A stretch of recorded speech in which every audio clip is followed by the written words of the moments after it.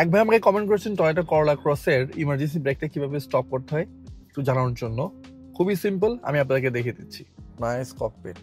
First যেটা করতে হবে, আপনাকে গেজ ক্লাস্টারে যেতে হবে অ্যান্ড এখান থেকে সেটিংসে যেতে হবে। সেটিংসে যাওয়ার জন্য আপনি এই বাটনটা প্রেস করবেন। এখানে প্রেস করলে দেখবেন আপনি সেটিংস পেয়ে যাবেন। As you can see settings, and এখানে দেখতে পাচ্ছেন প্রি কলিশন সিস্টেম, যেটা অন করা মানে যেটাকে ইমার্জেন্সি ব্রেক বলে, এটা আমাকে অফ করতে হবে। এটা অফ করতে হলে দেন আমাকে এখানে ওকে বাটনে প্রেস করতে হবে। প্রেস করলাম, অফ হয়ে গেল, অ্যান্ড দেন এখানে দেখেন সাইন চলে আসছে অফ। এই সাইনটা থাকলে আপনি মনে করবেন আপনার গাড়ির ইমার্জেন্সি ব্রেকটা অফ হয়ে আছে। খুবই সিম্পল, তাই না? এভাবে আপনি আপনার করোলা ক্রসের ইমার্জেন্সি ব্রেকটা অফ করে রাখতে পারবেন। বাট এটা একবার করলেই যে সারা জীবনের জন্য অফ হয়ে গেলো এমন না।